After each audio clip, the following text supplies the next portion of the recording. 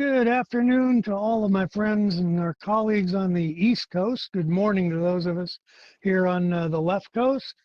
My name is Mark Eidem, and I am your host. Welcome to Schwab Live Daily Risk Management.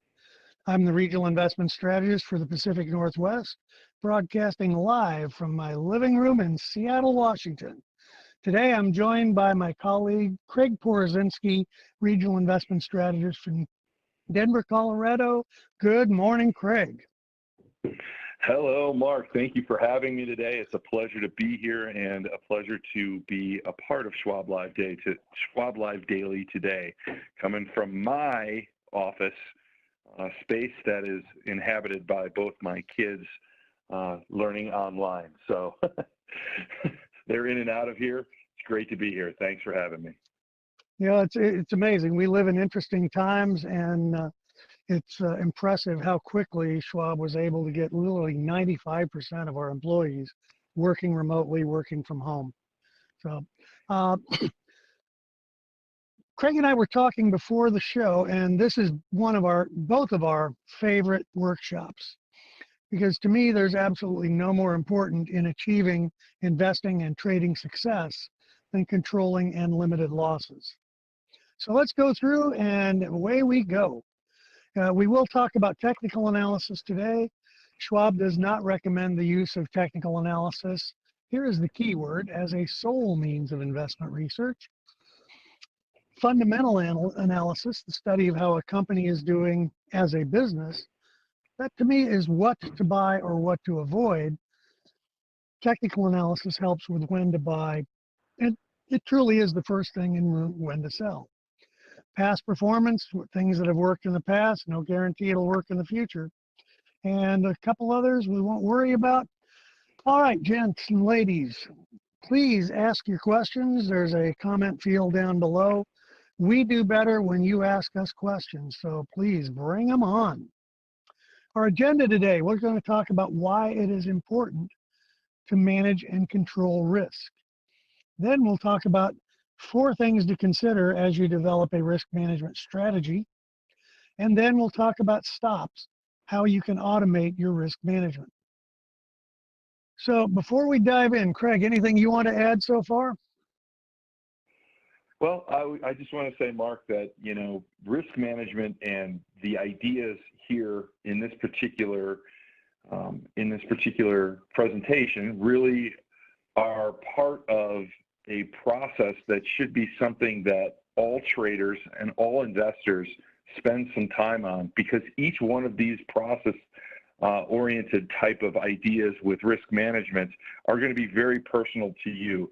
So there isn't an exact way to do it, but there are some general rules and some general things that should be followed when doing both trading and investing. And please remember, 2 different types of thought process there with investing and trading.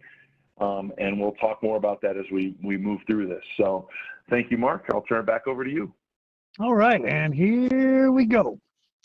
So there are really 2 types of risk involved in the financial markets. The first is called systemic risk or market level risk, and that we cannot diversify. When we have sharp moves down in the markets, it's hard to remember 2008 after March of 2020. But when you have a sharp market drop like that, there literally is nowhere to hide.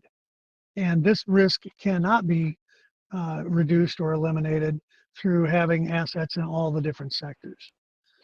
So when markets turn lower, we have to make asset allocation decisions. And candidly, those should be really very rare, very few, and based on changes in our long-term financial plan, not just whether markets are higher or lower.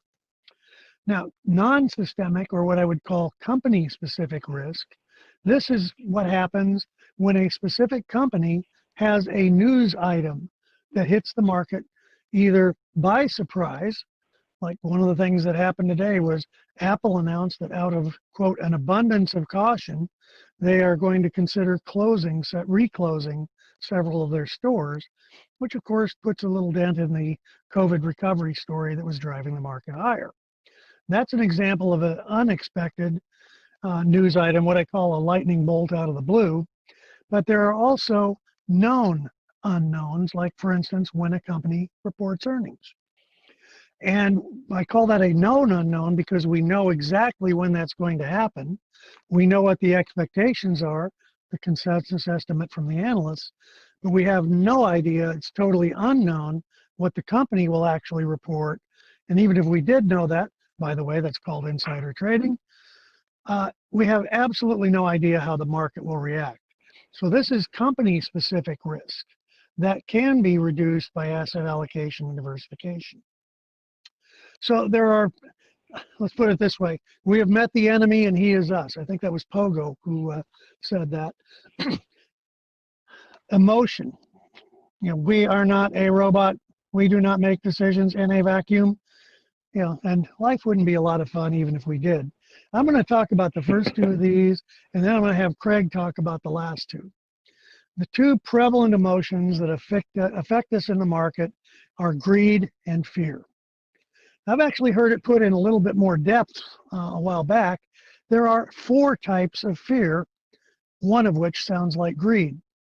The one that sounds like greed is the fear of missing out, or you may have heard people refer to FOMO. And a symptom of this is if you catch yourself thinking, wow, I've got to jump in here before this gets away from me, that is fear of missing out. It was really prevalent back in 1999, the height of the dot-com boom. But that is the one that sounds a lot like greed. And to me, candidly, I think fear of missing out is actually a better definition of greed. The other 3 types of fears, the one that we would accept as take it for granted, fear of losing money. But the other one that we'll talk about, the other 2 we'll talk about, fear of leaving money on the table. And this is so prevalent, it actually has its own behavioral finance topic called the endowment effect. Time permitting, we'll cover that a little bit later as well. And then the really big one that hits virtually everybody is the fear of being wrong. And let me expand on what I mean by that. We follow some kind of a process as we develop an investing or trading plan, comprising of some variation of screening, looking for new ideas, research, which of those ideas do I actually want to buy today, if any, execution, and that's where we're focusing on today, and then monitoring. Well, once we have found a given company, we've researched it to our satisfaction, decided we're bullish and we buy some, we don't want to be wrong because whether we realize it or not, we're not only investing our cash, ladies and gentlemen, we're investing our intellect and we're investing our ego. That's where the fear of being wrong becomes so prevalent. You don't have to be some driven type A personality, just a product of the school system. If you want to pass the class, you have to be right 70% of the time. If you want to get an A, depending on your course, you have to be right between 90 and 94% of the time. Now, Craig, you've been a professional futures trader for 18 years. What would you say the average futures trader or the average professional trader, how often are they wrong? Probably around 66 to 67, maybe even 69% of the time. They're wrong a lot, and we get very comfortable with being wrong. And those particular percentages that I just spit out could be wrong at any given time within the day. So we're comfortable with being wrong. Yeah. So as a professional trader, think about it this way. If you can be a baseball player and hit 300, you've got a good chance of ultimately winding up in the Hall of Fame. Well, that means you're wrong 70% of the time. You're out 70% of the time. And that's considered shocking success in the major leagues. So fear of being wrong at the risk of overplaying that point is one of the biggest things that we face. Another one, confirmation bias. Now, you may not have heard of this. Personally, I'd contend this is a big problem in today's society where we only listen to one point of view. I'm not going to go too far down the political spectrum, but everybody knows someone who's either very liberal and they watch MSNBC or very conservative and they only watch Fox. And those people on the other channel are somewhere between dead wrong and dirty, filthy, rotten liars. That, ladies and gentlemen, is confirmation bias. And we do the same thing as we look at an investment.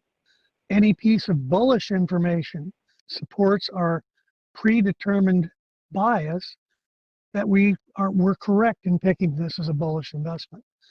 Any bearish piece of information, an analyst downgrade, a negative news story, oh, that doesn't matter. And if you ever catch yourself doing that, then confirmation bias is getting in your way. Now, Craig, I'd love to have you talk about, again, from the professional perspective, overconfidence and optimism bias. Thank you, Mark. And, I'd like to throw a curveball at you here real quickly. Can we back up to the previous slide where we're talking about the systemic risk and non-systemic risk before I dive into overconfidence and optimism bias?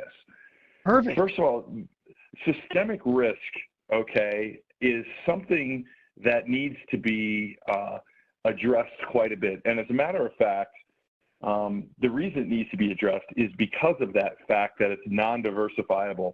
Everything goes down. There's cash leaving the market in large sums because something is not working right in the system. It's broken. What we used to call that on the trading floor was the market is unhealthy. Maybe you've heard that in another, somebody else talking about the market.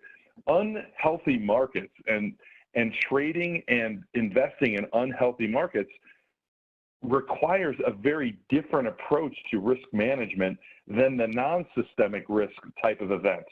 So in my background, there's no way you can wake up every day and say to yourself, is the market going up or is the market going down? And then have a career in doing that. You have to say to yourself, is the market healthy or is the market unhealthy? And what I should say here is the market can move in healthy manners both to the downside as well as to the upside, and vice versa. They can move unhealthily to the upside and in an unhealthy way to the upside as well, and a healthy way to the upside. So think about how the market is moving and how it is reacting to general news and what's going on in the world.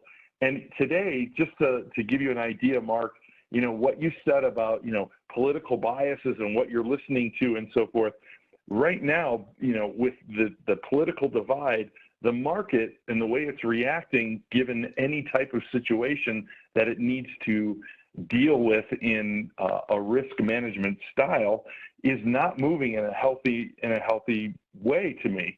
The market certainly seems wounded. That doesn't mean you can't trade it or that you can't invest in it, but you need to think about that prior to getting into the market. So if you could jump forward real quickly for me, Mark, to the slide that we were talking about, and think about, overconfidence and optimism bias. Both of these types of thought process really are affected by unhealthy markets. You get the overconfidence where recently we saw the market move lower, and that, there's less risk in the overall market direction, or the market should go lower. I'm overconfident that it should. People getting short in the market, or maybe spending exorbitant amounts of money on puts to take advantage of the direction moving down. While this overconfidence, and this is something that I I have a problem with, is exaggerating, the ability for me to take advantage of the move that should happen. But should doesn't mean that's what's going to happen. Hey, wait a minute, Craig. Think about it. Sure. Wait a minute. Hold on. An 18-year professional futures trader has problems with overconfidence? All the time. And, okay, thank you, because the point I was going to make, ladies and gentlemen, is that if an 18-year futures trader in the pits of Chicago has issues with overconfidence, it's likely that you might too. Go ahead, pal. That's exactly true. The overconfidence isn't necessarily, it actually can work in your favor if you learn to recognize it and learn to control it. So the idea here in today's event is really to face head on to some of these challenges that we have in investing and understanding what it is we're trying to do, and then also to control those emotions. We said it before. The next piece to that is that optimism bias that, boy, I can handle losing a couple of bucks here and there, but I can tell you from a professional standpoint and from, a standpoint of doing it myself, just in my own, IRA for fun these days, that, losing a dollar hurts a lot more than making a dollar. Wouldn't you say, Mark? Oh, yeah. Psychologists have told us that a 10% loss hurts twice as much as a 10% gain feels good. And that's not anything new. No, and it's not. But if you can learn to deal with those types of scenarios prior to getting into a trade, right? Can we walk ourselves, almost training our brain to walk through a trade or get a process that helps us make those or numb those particular problems that we might see and get control of them, we can actually react to the style of market that, whether it's a systemic risk event or whether it's a non-systemic risk event. And remember, non-systemic risk event is diversifiable. That's actual market activity. That's what we want to see. That's the healthy buying and selling, chasing some yield, looking for new opportunities. That's the healthy market. The systemic risk itself, the event, that's the unhealthy risk. That's the unhealthy market. These two, the overconfidence and optimism bias, for sure will affect you worse in that systemic risk event. If you can learn to control these, trading in both of those type of market scenarios will become a little bit easier and a little bit, actually a little bit more successful in what you're trying to do. I'll turn it back over to you, Mark. Okay, thanks. Hey, we're going to take a couple of questions before we move on to our next segment. Larry in Utah asks about a question about Street Smart Edge. That's a little beyond our scope today, but you can use the all-in-one trade tool, the bracket order, to put in a one cancels order with a stop loss, a trailing stop, and a limit order for a profit target, all three of which we will talk about a little bit later. Tech, hey, good to hear you again, but we can't comment on the question you asked. And then David in Oregon, why do people think they should sell their position because other unrelated stocks are being sold off? The whole market sells off. Herd mentality? And the answer is yes. I'll also drive that back to those types of fear I talked about. Fear of missing out, not so much. Fear of leaving money on the table, oh yeah. And then definitely the big one is fear of being wrong and fear of losing money. So all of those come into the play when you see something selling off and unduly affecting the market. All right, let's move on. Socially, we see that herd mentality all the time, especially recently with, toilet paper flying off the shelves and into people's cars, right, Mark? I saw a T-shirt, sorry, you died of COVID, you didn't buy enough toilet paper. Oh, dear. Anyway, let's move on. If people didn't come to hear us do comedy. Okay, so risk is something to manage, ladies and gentlemen. It's not something that we can or even should avoid. The turtle advances only when he sticks his neck out. Losing is part of the cost of doing business. However, losses should be controlled and minimized. And that's what we're going to talk about today. Craig just told you that professional futures traders typically are wrong 7 times out of 10, but yet they're very profitable, and that's because they keep their losses to a paper cut, not letting it turn into a grizzly bear mauling. And mentally, we can't learn how to win unless we become comfortable losing. To go back to my baseball analogy, how would you like to enter into a career where you can only possibly win 3 times out of 10 at the most high levels of the sport? And Craig, would you talk about this last one, controlling how you psychologically handle loss? You alluded to it already, Sure. But you've been in both worlds. Sure. So the main piece here, or the main thing you probably want to think about when dealing with, a loss of money, is realizing that particular capital that you've risked is something that you've already decided and you've become comfortable with losing. An old trade buddy of mine, used to tell me, consider yourself when you put a trade on that you've thought about, driving down the street and letting the money go out the window. because once you let go of the control of any type of emotion and so forth, you're okay with letting that money go. If you are comfortable with saying, I'm willing to lose this to make that, you are starting to get into the mindset of saying, you know what? It's about the risk that I'm willing to take to make, and this is what I'm comfortable losing. Most people will not consider the loss first, but what usually takes people, or what tells me about people as being, a trader or someone who deals with risk first, is they'll say something to the matter of, what am I going to lose first? That's the first thing out of their mouth. It's not what am I going to make, it's what am I going to lose.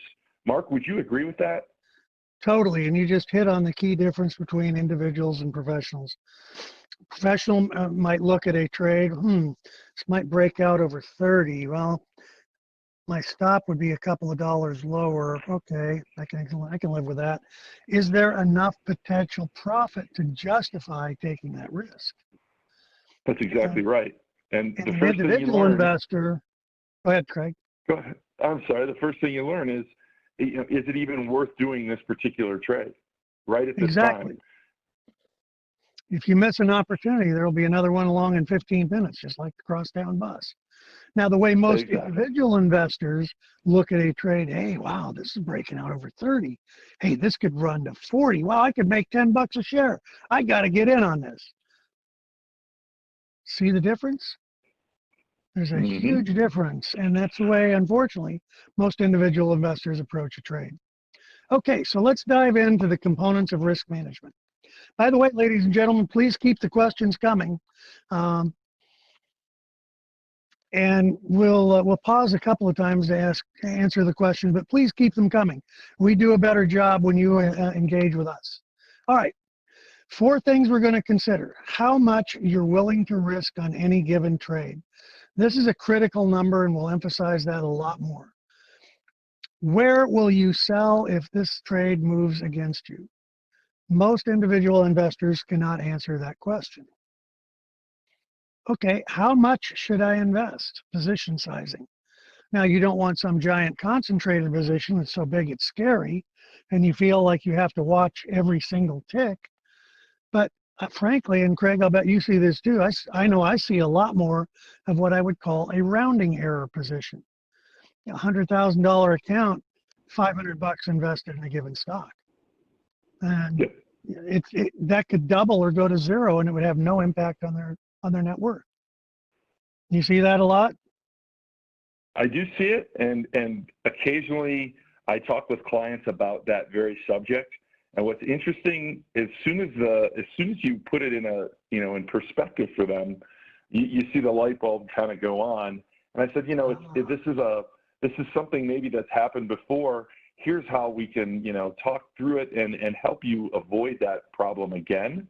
It's adding some of these components of risk management to your process and keeping it simple and repeatable for you. Yes, and here we get to the 4th one. This is, again, what we were just talking about and how professionals versus individual investors frame a trade. Is there enough reward to justify taking the risk? That's the professional's approach. The most individual investors, wow, I can make a lot of money here. By the way, Craig, which emotion is that? It's hope. Hope, yeah. It's overconfidence. It's hope, overconfidence, and it's broken just about every one of the rules we've talked about. All in one. Jumping ahead. Yeah, jumping ahead. Take your time. The market's going to be there tomorrow. And Mark, we get these questions, and I love what Mitch said. He said, one of the emotions that definitely needs to be mentioned is that hope, right? The idea of hoping that something moves up or hoping that something goes your way. That is not a strategy. It is not a trade plan. It is certainly not something you want to rely on at all for your individual investing and your individual trading. So make sure that if you're thinking to yourself, boy, I hope this goes up once I pull the trigger on it, you might want to rethink that. You might want to step back from that particular trade. Yep. And we'll get to a couple of other questions here in a moment, but let's drive on. So risk amount is how much of your trading capital you're willing to put at risk on any given trade. And let's just, you can multiply or divide as you need to. If I have $100,000 in trading capital, 1 to 3%. I've read a lot of professional traders' books, or listened to their podcasts, their articles, YouTube videos. I don't think I've ever heard a professional trader advocate more than 2% of their account at risk on any given trade. And generally, more the smaller the better, but we'll go with this. So what this means is that on any given trade, you are putting $2,000 of capital at risk, willing to lose. Now that does not mean I'm only going to buy $2,000 worth of stock. So a better way to think about this in my mind is, rather than, okay, well, I want to limit my risk to 2% of my trading capital. That's kind of nebulous and it doesn't have much impact. If you then really focus on the dollar amount and put some emphasis behind it, I will do everything within my power to keep my losses below $2,000. You see the difference in how I'm phrasing that? Yeah, I want to keep losses below 2%. I'm going to do everything I can to keep losses below $2,000. That has a lot more impact. Okay. And that's a great point, Mark. If that's too big, then make it at 1%. Okay, I'm going to keep losses under 1,000. You know what? When markets get more volatile, and by that I mean the big gap openings up and down, I'll cut my own trading back to 0.5% at risk. Excuse me, folks. I get choked up whenever I talk about this. Actually, that's been building for a while. Sorry about that. And exit price, where will I close this trade if it moves against me? And this really, identifying an exit, where will I get out? We have to realize Mr. Market may not agree with your brilliant bullish analysis. Craig, have you ever had that happen to you? Oh yes, and you know what? The important I knew thing you'd say here yes. is the important thing here is to remember that while we're walking through these particular numbers, and there's any different, there's just as there's many different traders in the world, there's going to be many different ways to come about being comfortable with how you set up your trade and put your trade plan together. The numbers don't matter as much as the practice or the process of being disciplined. So yes. Part of this, Mark, the idea of just taking a number and sticking to that number, right? It's very, it's boxing. It makes people feel, it makes me feel like I don't have any say in my process, right? The important part is that this sort of step is in your process prior to putting the trade on, not so much the numbers. So identifying exit prices, that might be a little bit more, a little bit more specific. But and we're going to talk more about that a little bit later, yeah. Yeah, this idea of having this process is very, very important. In Chicago and in the way people were brought into the trading floors, it's important to remember a lot of the people that were brought in were not finance majors, and they were taught a process from somebody else. And that process started with, here's some money, tell me how you're going to lose it. I know that might sound funny, but the idea is what they want to know is, what is your trade plan? What is your process of thinking where I can get in and get out? What might your exit price be if this goes against you? Because we don't want somebody that's necessarily lucky. It's hard to work with a gambler. We can work with somebody who theoretically sits down and says, this is my process. Yep. All right. By the way, Dave in Iowa, I hope that answers your question about the best criteria for answering how much might I lose. We're going to dive into stop placement a little bit later, but position sizing, let's say that I'm going to risk $2 per share on this trade. So I'm buying XYZ at 30. By the way, that's my favorite company. I love their products.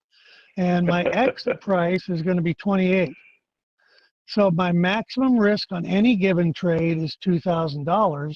My risk per share on this trade is $2 per share. So 2,000 divided 2, geez, even I can do that math. I could buy a maximum of 1,000 shares.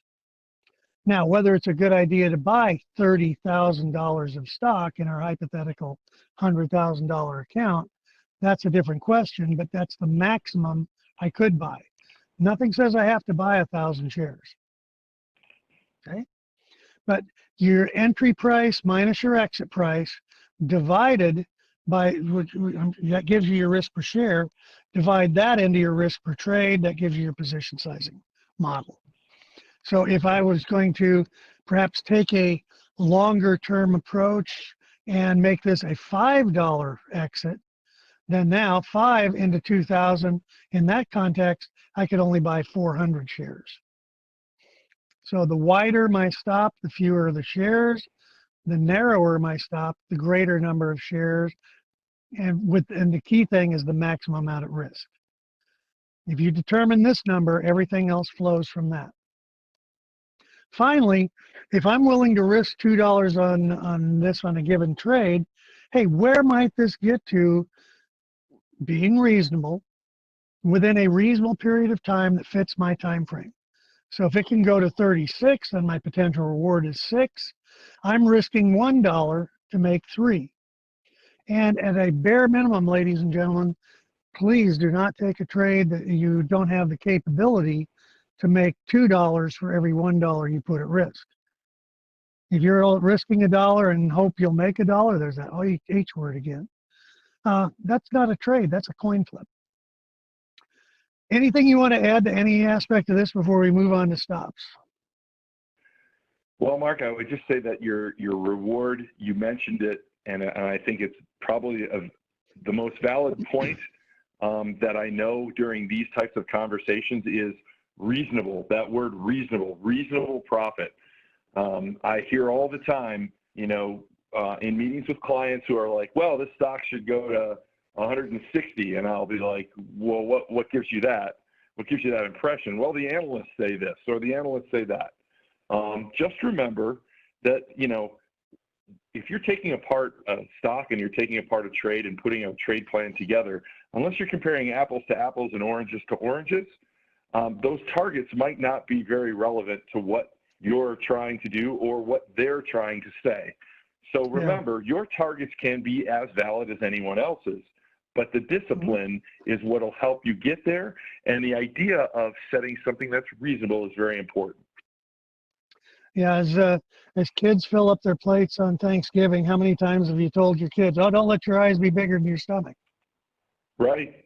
Same That's concept exactly here. right. Don't let your eyes overestimate the potential reward you can get just so, okay, yeah, I can take that trade. Don't kid yourself. All right, stops. Actually, before we get there, I forgot about that. Benefits of managing risk. First of all, the major goal, preservation of capital. Ladies and gentlemen, that has to be job one. If you, I think Larry Hite, who is profiled in the book Market Wizards, great book if you haven't read it, Larry Hite puts it this way: you can't win if you don't bet. You can't bet if you lose all your chips. And paraphrasing that to trading, you can't profit unless you invest, but you can't invest if you lose all your capital. And the enforcement of a sell discipline, that to me is the biggest single weakness as I talk to individual investors. They might have wonderful ideas on how they're going to find and research an investment. They might even have their position sizing discipline down. But very few people can answer these two questions. Where will I sell this if it moves against me? Where will I sell this to lock in a profit? And without clear answers to those, emotions, greed and fear are driving the train. All right, so let's move to stops. Now, we can automate our risk management. And Craig, why don't you walk us through stops? Sure. So stops, remember now, stops are a function, a market function that allows a person to get out or into a trade at the market price given a trigger price or given a trigger. So stops in this way perform a very unique function in that it allows the market to dictate a little bit of your entry or exit ideas. Okay, so we have parameters around stops as far as traders are concerned. Investors not so much, but traders use stops to help them get in and out when the market is actually doing something that they're probably not comfortable with. Or maybe they're comfortable with it if it's a buy stop, maybe on a breakout to the upside. But we use a static price to make that decision and allow it to happen automatically. Now, just because it happens automatically does not mean you're going to be filled at that particular stop price that you use to trigger the trade. That's Right. important to remember. Right, Mark? It is, and a picture's worth 1,000 words, so let's go to a photo.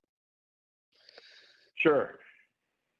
So if we're buying, in our previous example, if we're buying that stock at $30 and we're saying to ourselves, hey, let's set a stop below our entry price at 5%. We can use a percent or we can use a price. It doesn't matter. Remember, the process is what matters. The discipline is what matters. We could set our stop below the market, 5%. It would be right about there. At 8, it would be at about 27.60. Okay. We could use a fixed dollar amount too, right? We could say, like our $2 $2 like example. in the trade plan. Yeah, in our example, $30 entry price, $28 exit price. Which one is right or wrong, Mark? Neither of them, right? Neither, whatever works for you. It's the process that's right. Right. Yeah. It's the process that's right.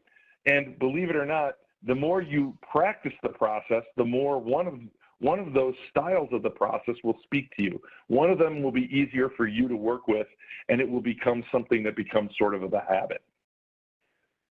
Perfect. Okay, so let's look at trailing stops.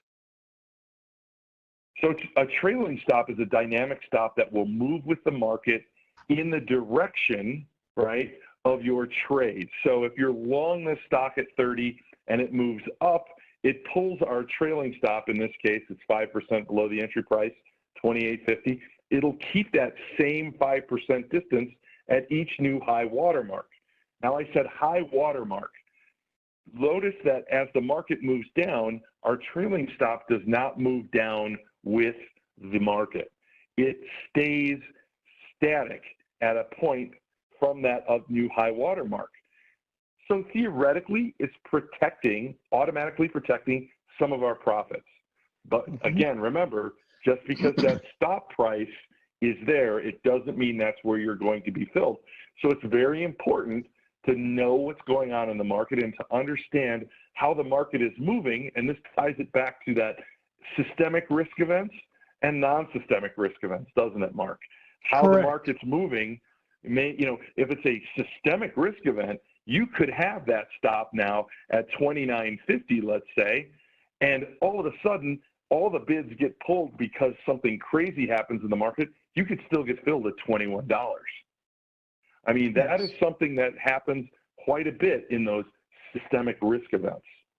And if I can add one thing to that, yes, Sure. Those things are going to happen. You will have prices that blow right through your stop. And I'm going to tell you, that's okay.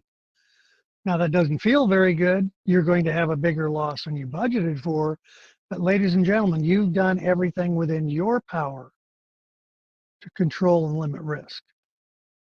Again, if you have a market event that's totally unseen, like that Apple news out of the clear blue today, that's going to affect the market. If that happens overnight, you get a gap down opening. But we've done everything within our power. So let's move on and talk about some technical stops. So if we have, from a trend perspective, the market can only do three things: go sideways with relatively equal lows, relatively equal highs. It can break out and trend higher with a series of higher or about equal lows, or it can trend lower when price breaks beneath a previous low. Now we can also, in this chart, we're showing the 50-period moving average, and I would contend that the trend actually changes not when price breaks the moving average, but when price breaks beneath the previous lows. That's a probable change in trend, just as when price breaks above those previous highs, that's a probable change in trend from sideways now to up. Okay, so we can also see trend lines here where we can connect the dots. More on that a little bit later. So there are several different ways that we can do that. And in the interest of time, because we've got 5 minutes left, we're going to power through this really quickly. The big thing that I wanted to focus on in today's article or today's discussion is the importance of and why we need to control risk. Now we're into mechanics. Now we're into, hey, how do I grip the golf club? How do I hold the tennis racket? And there's a lot of different ways we can do that. So with a trend line here, again, connecting the dots, and I affectionately call this, not in a disparaging way, kindergarten technical analysis, because we teach kids how to draw by connecting the dots, right? So this is that same graph we just saw, connecting the dots. So it's amazing how often this will be respected. Now, it doesn't always mean it's going to, but as price comes down to test that and then moves to higher high, hey, we can raise our stop. Okay. Support and resistance, we've talked about that. As we're looking at this moment in time right here, we don't know any of this is going to happen. What we can say is that, hey, you know what, if price breaks above that, that's probably the beginning of a new uptrend, or if price breaks below that, that's probably the beginning of a new downtrend. We can't predict what is going to happen, but we can say, well, if this happens, I will do that. If this happens, I will do that. And this is where a stop comes into play. Now, Mitch in Michigan asks, if it blows through your stop, when or how will you get filled? And the answer there is, when markets are closed, stop orders are not effective, only during regular market hours. So if XYZ reports earnings after the close, tomorrow morning, the price is almost certainly going to be different, higher or lower, depending on how the market interprets those earnings. So if it closed today at 28, reports earnings, and the next morning, and by the way, that's above my stop, tomorrow morning it's trading at 25. Once a stop price is touched or broken, then that stop order is activated and becomes a market order executed on the next trade.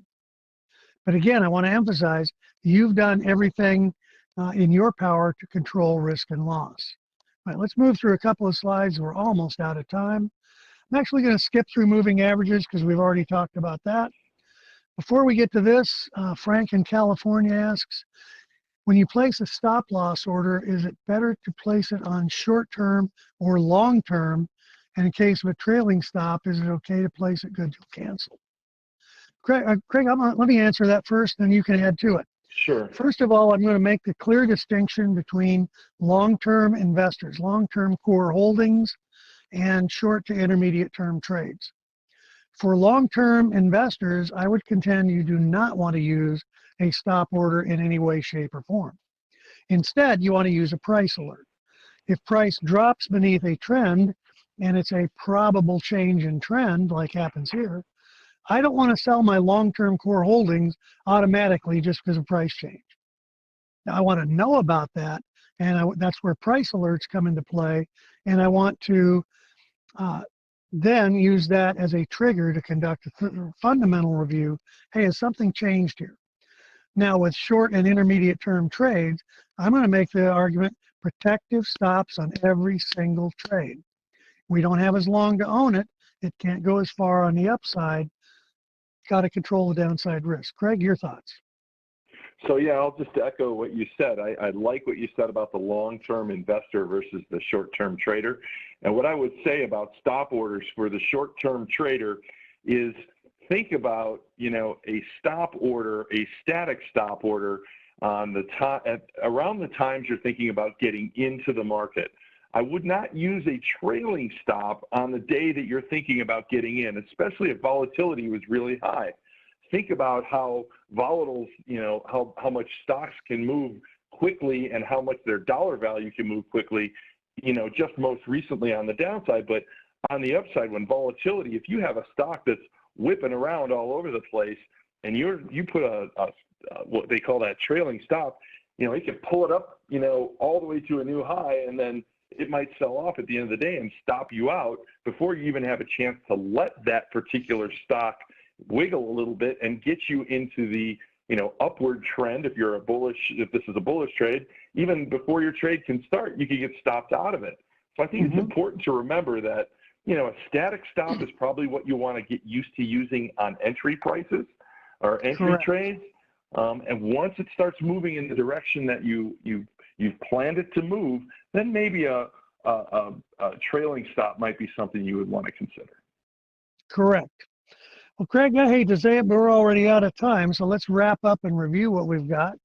So what we really emphasize today is the critical aspect of having a risk management, preserving capital, developing and enforcing a sell discipline, and in so doing, we curb those emotions of greed and fear. If you don't take anything away from our discussion today, ladies and gentlemen, please take that away. And secondly, we've talked about some of the components. How much will I be willing to risk on any given trade? Identifying that and focusing on that, in my humble opinion, is a critical thing. Having an exit price, where will I get out if this moves against me? Those two drive our position size and allow us to calculate our risk reward. The various types of stops we've talked about, again, there's different techniques and there's no right or wrong answer to that question. Craig, thanks for joining us today. Thanks to everybody for your questions. Sorry we couldn't get to all of them. And up next, or actually, Craig, any final closing thoughts? Yeah, I want to thank Gabe and Chris and the production folks all in Texas for making us sound good. It's a good thing they don't have to make us look good because I have a face for radio. Mark, thank you for having me. I really enjoy going through this. Terrific. What'd you say? I have a face for radio too. I've used that for years. All right, ladies and gentlemen, thanks for joining us. Up next, we have closing remarks with Joe Mazzola and Rob Fleming. Stay tuned, ladies and gentlemen. Thank you.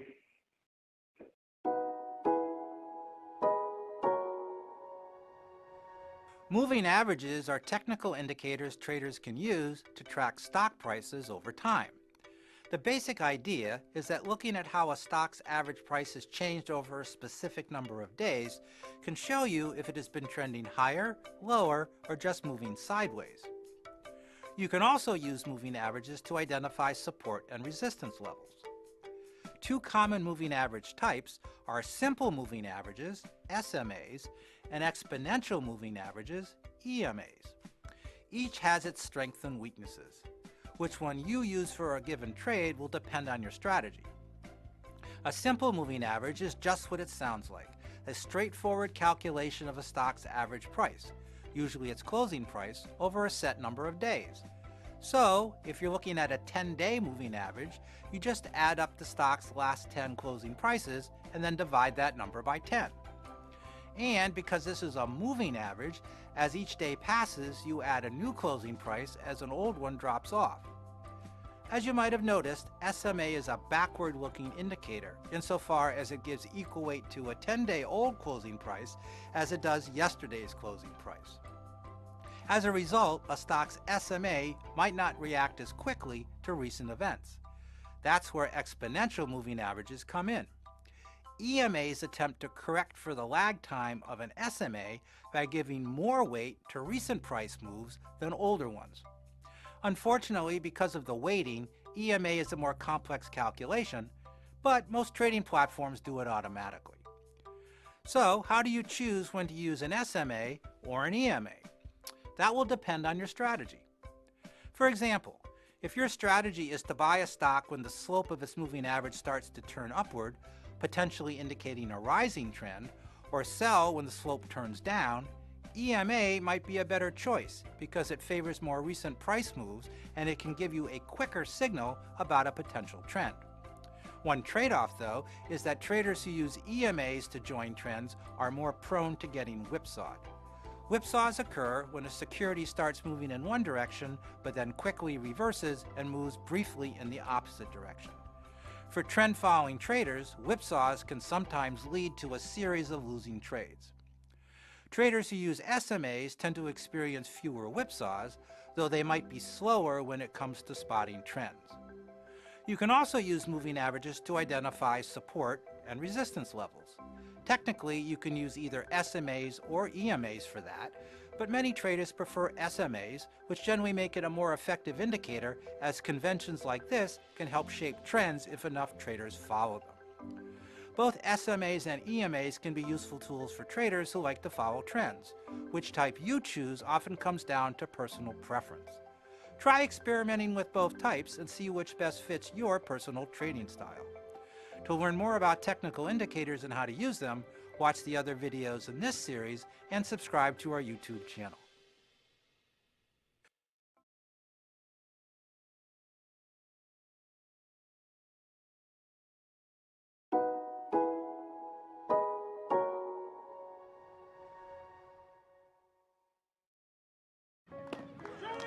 Okay.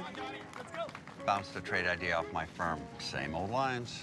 I mean, show me some technical indicators, proprietary research, something. That's why I like Schwab.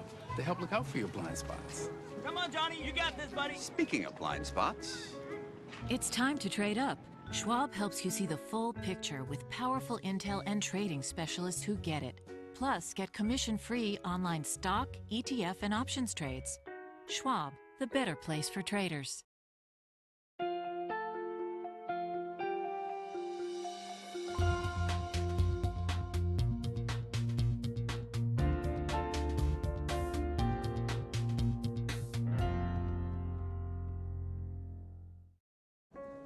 You know that tech stock we talked about? I picked up 500 shares. You get in at a good price? Oh, yeah. Schwab saved you how much? It's time to trade up to Schwab, where you get price improvement on 96% of orders and commission-free online trades.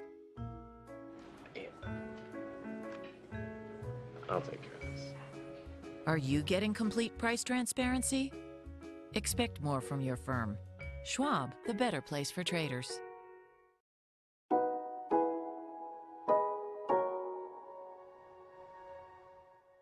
The Relative Strength Index, or RSI, is a technical indicator measuring the strength and momentum behind a stock's recent price moves. It can give you a sense of when a stock might have become over or undervalued and possibly ripe for a reversal.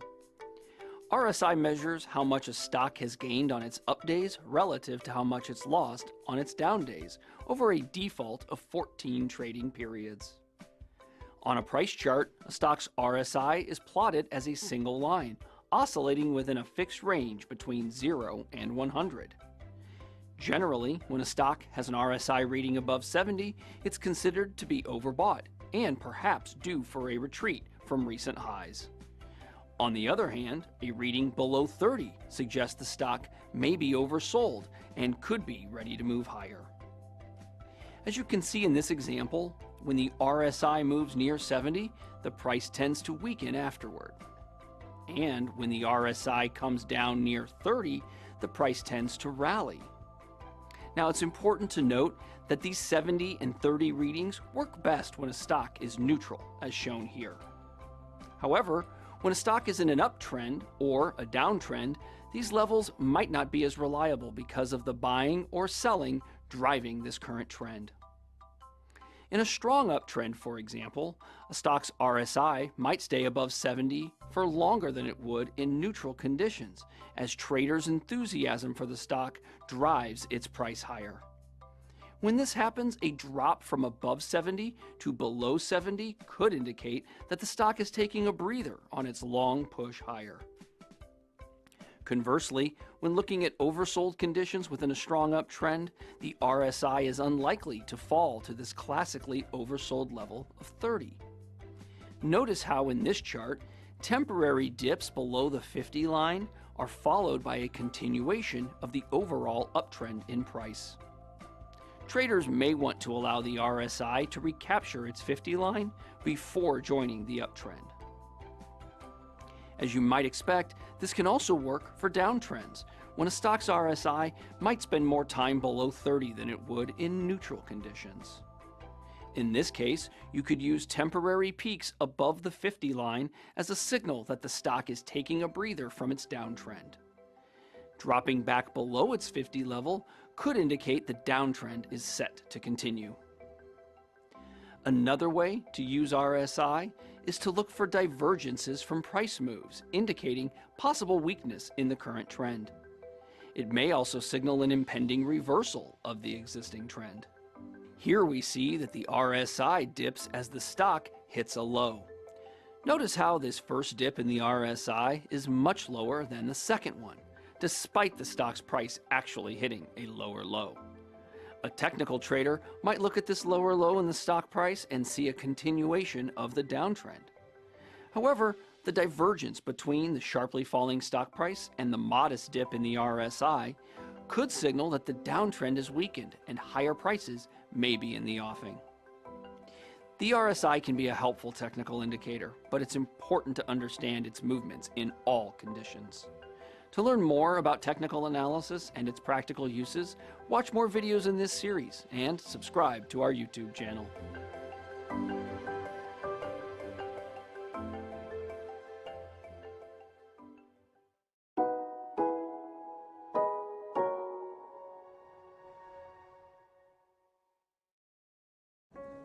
You know that tech stock we talked about? I picked up 500 shares. You get in at a good price? Oh, yeah. Schwab saved you how much? It's time to trade up to Schwab, where you get price improvement on 96% of orders and commission-free online trades. I'll take care of this. Are you getting complete price transparency? Expect more from your firm. Schwab, the better place for traders.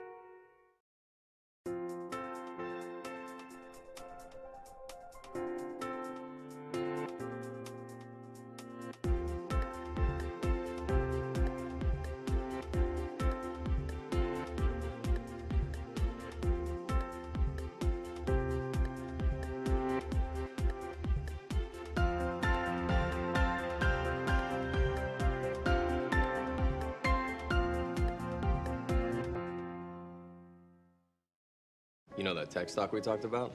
I picked up 500 shares. You get in at a good price? Oh, yeah. Schwab saved you how much? It's time to trade up to Schwab, where you get price improvement on 96% of orders. Schwab, the better place for traders.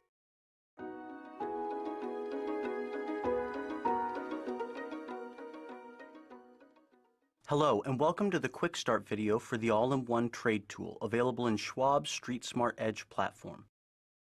The All-in-One Trade Tool is the most dynamic, advanced trading tool in the Street Smart family of software, offering unprecedented flexibility, particularly around option trading workflow.